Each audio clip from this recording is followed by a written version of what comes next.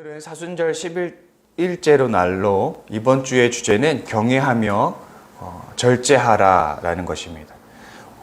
내가 절제해야 하는 삶의 영역은 무엇인가 라는 그런 질문을 가지고 한 주간을 또 살펴볼 것입니다. 오늘 본문은 이제 다니엘을 배경으로 하고 있습니다. 남이스라엘 왕국은 주전 586년에 그 당시에 강력한 패권 국가였던 이 바벨론에게 멸망당하게 됩니다. 그 이후 이스라엘은 연이어 등장했던 그 중동의 여러 강력한 국가들에게 연이어서 예속되는 역사를 가지고 있습니다.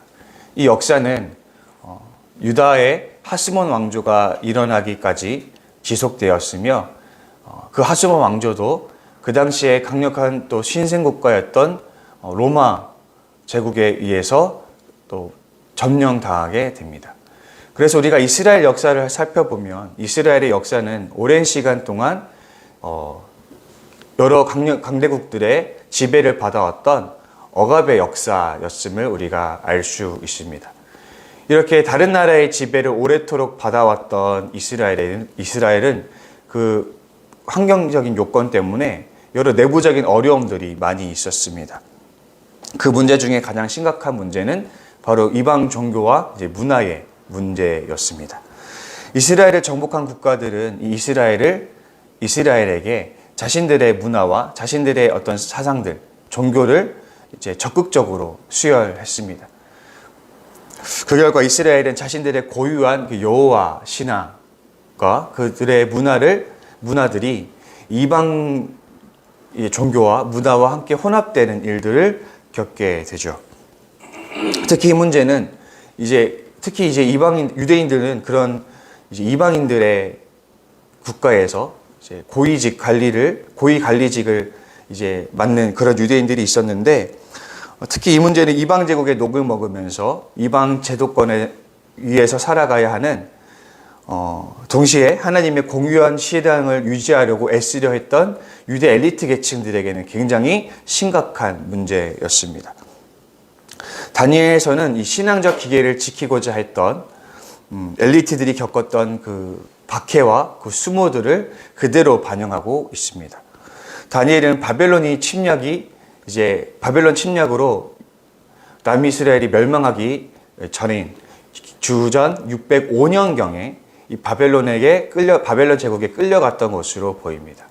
이 바벨론 제국들은 그 당시에 자신들이 정복한 국가들의 고위 귀족 자제들 또는 장인들을 끌고 가서 자신들의 나라로 끌고 가서 그들을 고위 관리직으로 등용했었는데, 이것은 각국의 유능한 인재들을 차출해서 나라를 효율적으로 관리하기 위한 하나의 방편이었습니다.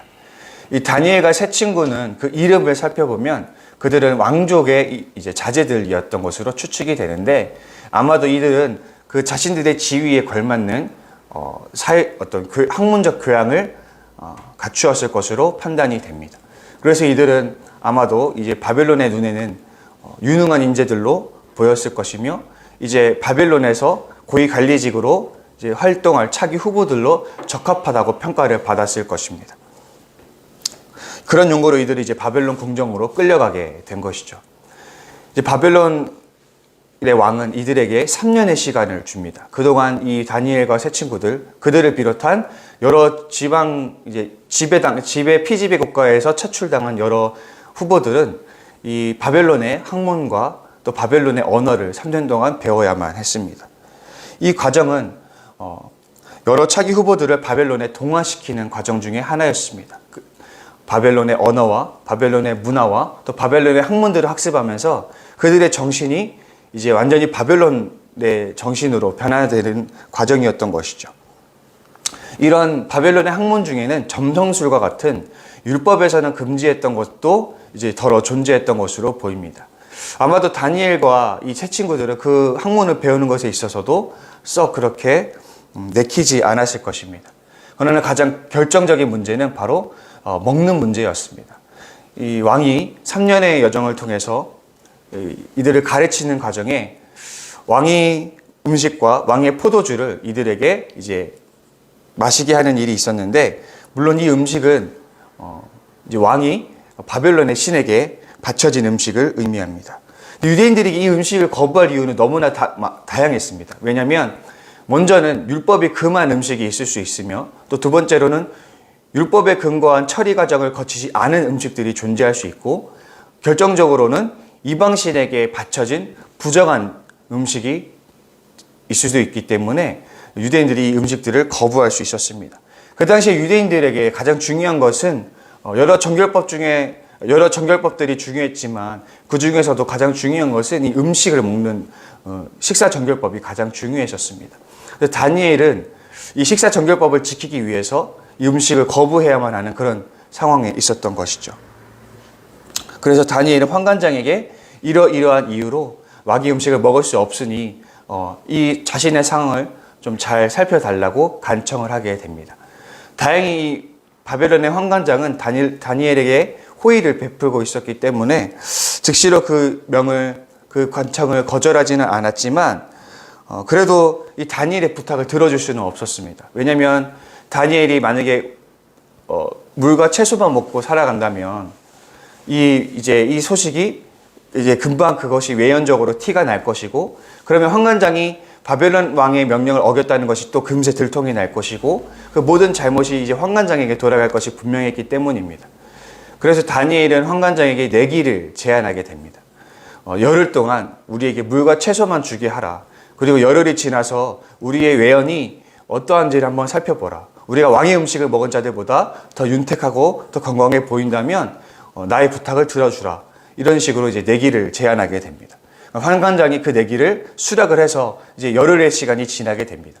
하나님께서 특별히 다니엘과 새 친구를 돌보셔서 물과 채소를 먹은 이 다니엘이 왕의 음식을 먹었던 다른 후보들보다 더 윤택해 보이고 더 건강해 보였기 때문에 이 다니엘은 더 이상 왕의 부정한 음식을 먹지 않아도 되는 일이 이제 생겨나게 된 것입니다. 다니엘이 뜻을 정할 때는 굉장한 각오를 했을 것입니다. 만약 환관장이 엄격한 원칙주의자였다면, 그래서 다니엘의 이 부탁을, 이 청을 그대로 바벨론 왕에게 가서 보고했다면 아마도 다니엘은 목숨을 부지하기 어려웠을 것입니다. 이 초명했던 다니엘이 그것을 몰랐을 리가 없죠. 아마도 다니엘은 자신의 죽음마저도 각오했을 것입니다.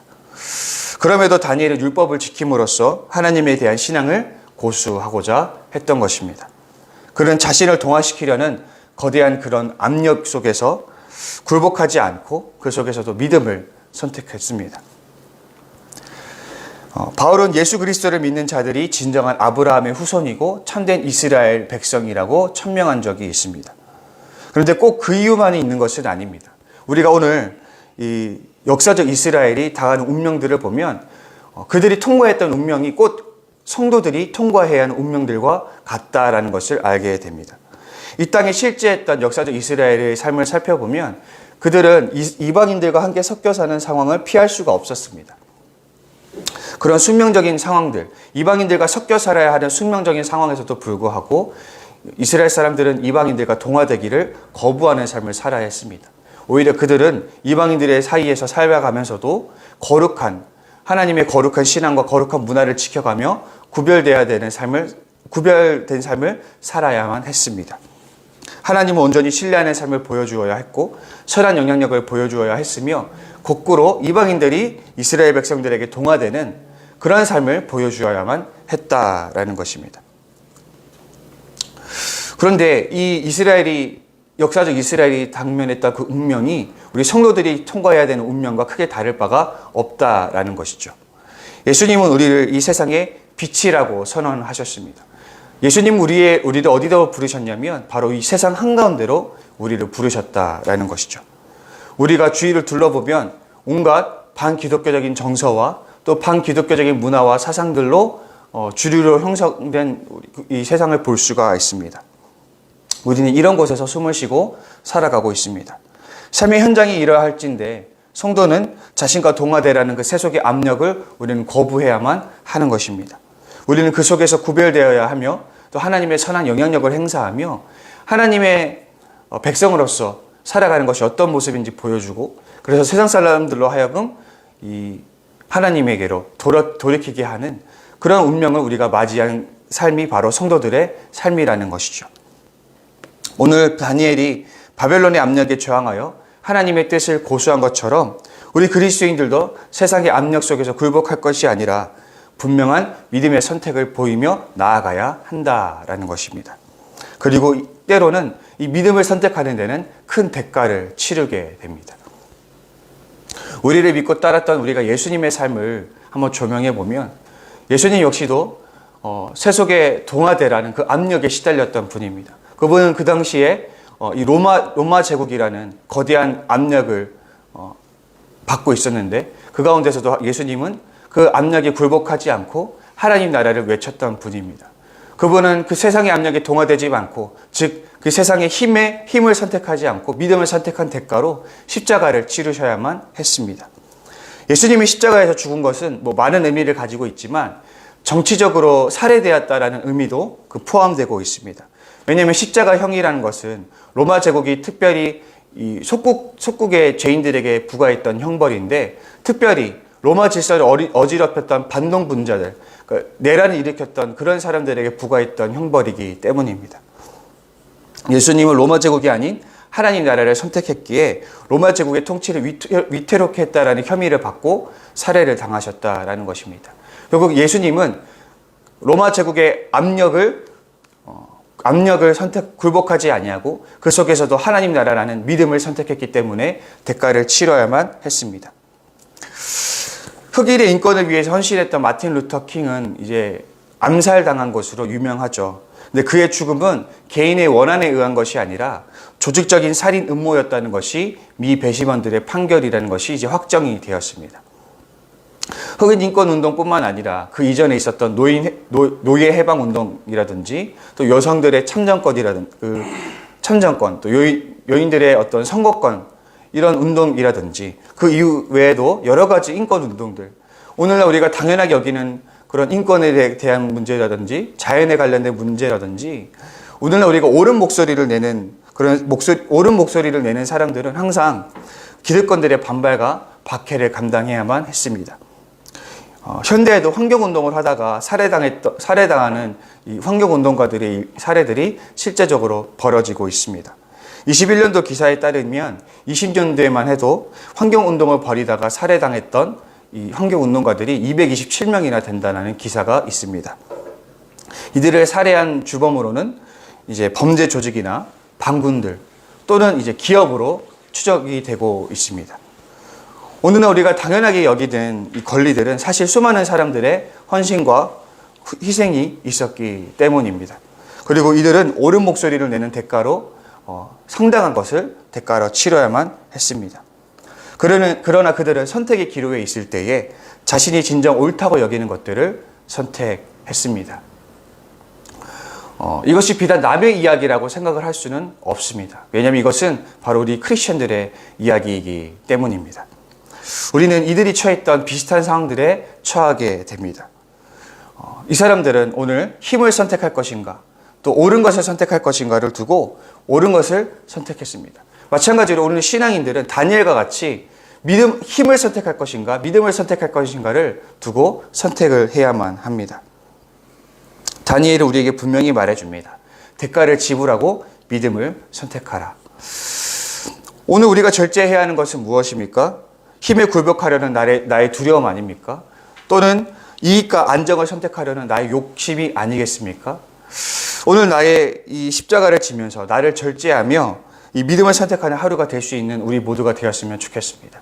오늘 다니엘이 뜻을 정하여 힘이 아닌 믿음을 선택한 것처럼 우리가 오늘 뜻을 정해서 힘이 아닌 나의 안정과 나의 어떤 이익이 아닌 오직 믿음을 선택할 수 있는 우리 성도님들 될 수 있기를 바랍니다. 그래서 오늘 내 삶을 살아가면서 삶에서 무수히 부딪히는 선택의 순간 속에서 다른 것이 아닌 믿음을 선택함으로써 주님의 나라를 확장시키는데 귀하게 쓰임받는 저와 여러분이 될 수 있기를 간절히 소망합니다. 우리 시간 함께 기도했으면 좋겠습니다. 우리가 계속해서 사순절 시기를 보내고 있습니다. 우리가 특별히 기도할 것은 우리의 가정과 우리의 일터와 우리의 교회와 우리의 나라를 위해서 기도합니다. 우리가 이 네 가지의 기도 제목을 두고 특별히 또 다음 세대를 위해서 함께 기도해 주시기를 바라고, 또 여러분 각자 가지고 나오신 기도 제목 가지고 기도하실 텐데 기도하기 전에 우리 주기도문으로 신앙 고백하시고 함께 기도의 자리로 나아가도록 하시겠습니다. 하늘에 계신 우리 아버지, 아버지의 이름을 거룩하게 하시며 아버지의 나라가 오게 하시며 아버지의 뜻이 하늘에서와 같이 땅에서도 이루어지게 하소서.